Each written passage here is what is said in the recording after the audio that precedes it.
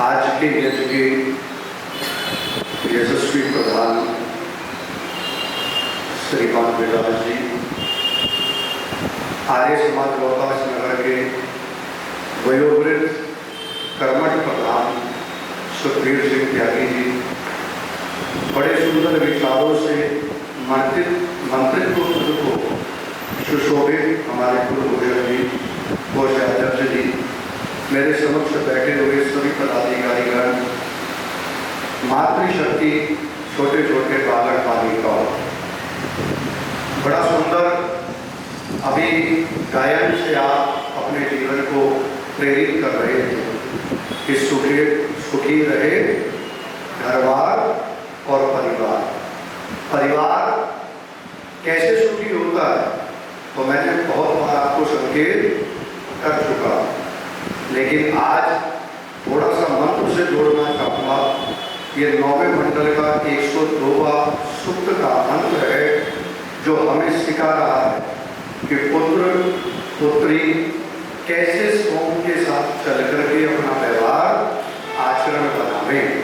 तो थोड़े समय में आपका ध्यान केंद्रित करना चाहूँगा। मंत्र बड़ा सुंदर है, जिसका देवता ऋषि तृत है, देवता पवन और सोम है, छंद निद्रित है, पूषणी के स्वर ऋषभ है, पंचम है। क्या कहता है मंत्र कि प्राणा शिशु महीना हिन्वंतस्त्रितस्त द्वितीय विश्वा परिप्रिया भोवदत द्विता। मतलब यहाँ वेद परमात्मा बड़े सुंदर शब्दों में हमें संकेत कर रहे हैं। और क्या कह रहे हैं कि प्राणा माने कर्ता। कौन है कर्ता? वो ईश्वर है। महीनाओं शिशु, पृथ्वी का पुत्र जो है, मही कहते हैं पृथ्वी को। जो मही का पुत्र है वो कौन है? शिशु माने पुत्र सोम है। किसका? पृथ्वी के पुत्र को क्या कहा जाता है जी? सोम कहा जाता है। क्या करता है वो सोम?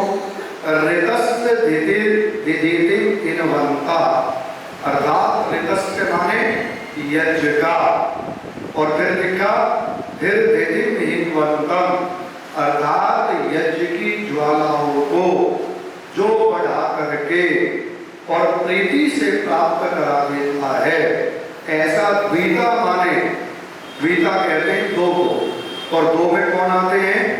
द्युलोक और पृथ्वी आ जाता है। उसे मिलाकर के क्या कहा जाता है जी? द्विता कहा जाता है। वो दोनों को क्या कर देता है? विश्वा परिभुवन, सभी धनों से, ऐश्वर्यों से श्रेष्ठ बना देता है। अब सीधा सा समझना, आज हमारे दो बच्चे भी यजमान बने, बहुत कम देखने को मिलता है, और आज 11 दिन हो गए, बहुत कम परिवार के बच्चे यहाँ आ रहे हैं। माँ बाप उन्हें यहाँ तक ला पा रहे हैं और ला भी नहीं पा रहे हैं, और यजमान बनने की तो बात बहुत दूर है। लेकिन आज आप देखें, क्या हम ही धरती पर जाने के लिए आए हैं? नहीं, ये जान हर बच्चे के लिए, हर बालक के लिए, हर कन्या के लिए आज उपयोगी है। जैसे सोम शिशु बनकर के, पृथ्वी का पुत्र बनकर के द्युलोक और पृथ्वी के सभी रत्नों को धारण करता है, ऐसे ही जो संतान, जो औलाद, जो बालक अपने माता पिता से ज्ञान लेकर के, अपने आचार्यों से विद्या लेकर के, और जो यज्ञ आदि से शुद्ध आचरण बना करके चलते हैं, वो जीवन में ऐसे ही रत्नों को प्राप्त करते हैं। अगर बालक आलसी होगा तो वो कभी सौभाग्य को प्राप्त नहीं होगा। बालक झूठ बोलने वाला होगा, चाहे लड़का हो चाहे लड़की हो, बेटा जरूर सुने, झूठ सबसे बड़ा महापाप है। ध्यान करें, जो भी हो अपने माता पिता के सामने सत्य के साथ उसे समकक्ष बोल देना चाहिए। झूठ कब होता है? जब आप किसी से को, इसने तो मुझे इतना दिया, इसने मुझे ऐसा दिया, ये झूठ है। पीछे से सामने जाकर के आप कहें, करना ना करना वो किसके हाथ में है? उसके सामने है। तो बच्चे वही श्रेष्ठता को प्राप्त होते हैं कि जिन बच्चों के अंदर माता पिता के प्रति सम्मान का भाव होता है। अब दो पृथ्वी और देव हो गए और दो ही माता पिता हो गए, तो दोनों के प्रति बच्चे को समभाव रख करके चलना चाहिए। और शास्त्रों में बड़ा सुंदर आता है कि माँ बाप कौन है, तो यक्ष युधिष्ठिर से पूछते हैं, बड़ा सुंदर संवाद आता महाभारत को उठा। हम तो ये सोच लेते हैं कि माँ ने पैदा कर दिया और पिता का काम तो पालना ही है, वो तो पालेगा, जब उसने पैदा किया है तो वो तो पालेगा। और ऐसी ना जाने ऐसी विचारों को, गलत विचारों को धारणा में रख करके कितनी संतान पतन की ओर जा चुकी है, कितनी नष्ट होने को तैयार बैठी है। माँ बाप के द्वारा जन्म लेना आप जानते नहीं है कितना भावपूर्ण होता है। मैं तो एक बात बताता हूँ, जब नामकरण संस्कार में जाता हूँ, जब माँ बच्चे को लेकर के पिता के सीधे हाथ की ओर खड़ी होकर के संदेश देती है, क्या कहती है कि दुनिया के लोगों देखिए मैंने इस बच्चे को जन्म दिया है, और जन्म साधारण नहीं होता है। कैसे होता है? तो शास्त्र कहते हैं कि इस हाथ को और शरीर में 206 हड्डियां हैं, अगर उनको एक साथ तोड़े तो कितनी पीड़ा होती है, बोलो? होती है नहीं होती? ये बच्चे जरूर सुने और इनके अंदर प्रेरणा, इसलिए संतान को सत्संग में लाने का विशेष प्रावधान है। महात्मा अमिचंद के पिता और उसे सत्संग में ले जाते तो इतनी हानि को प्राप्त होकर के बदलाव की ओर न जाकर, बदला भी तो सत्संग में जाकर के बदला, दूसरा कोई रास्ता नहीं था। तो जो माँ बाप अपने बच्चों को लेकर नहीं आते, वो चिंतन करें, वो सुने कि क्या कहती है वो बेटी, वो बहन बच्चे को जन्म देती हुई खड़ी होकर के, कि जैसे 206 हड्डियों को एक साथ तोड़ा जाए कितना दर्द होता है, उससे लाख गुना दर्द एक माँ प्रसव पीड़ा में संतान को पैदा करते हुए उस दुख को भोगती है। इतना बड़ा माँ बाप का एहसान होता है। और बेटी तो माँ की होती है और बेटा किसका होता है जी? पिता का होता है। बेटी को माँ गर्भ से संतान को संस्कार और पिता के द्वारा गर्भ से दोनों को संतानों को संस्कार देने वाले होने चाहिए। और जिनके घर में प्रारंभ से संस्कार का आधान रहा है, जिस घर में यजपुर बच्चे बैठे हैं, जिनके गर्भ में संस्कार हुए हैं, वो बच्चे माँ बाप के आंसू के कारण नहीं बनते, वो माँ बाप के दुख का कारण नहीं बनते, वो माँ बाप की जो है किसका, माँ बाप के श्राप का कारण नहीं बनते। तो इसलिए यहाँ जो मंत्र कहा गया है वो ये कह रहा है कि जिस माँ ने, मेरी द्यू ने, पृथ्वी रूपी पिता ने जो मेरा पालन किया है, मुझे जन्म दिया है, मैं सोम होकर के दोनों से ऐश्वर्य प्राप्त करता हूँ, ऐसे ही जो संतान अपने माता पिता के कदमों पर चलते हैं, उनके आचरण का पालन करते हैं, सदाचारी बनते हैं, विवेकी बनते हैं, ध्यान अवस्थित होकर के आगे बढ़ते हैं। कितनी डिग्री दे रहे हैं, ध्यान में रखना। आजकल बच्चे क्या करते हैं, पढ़ाई की आड़ में भी माँ बाप की पीठ पे छुड़ा, बोलो जी। और मैं तो रोज देखता हूँ, मेरे क्षेत्र है, मैं रोज रेस्टोरेंट, रोज जो ट्यूशन सेंटर हैं उनमें देख रहा हूँ। ये ट्यूशन सेंटर और रेस्टोरेंट अगर बने हैं तो किसके हक बने हैं?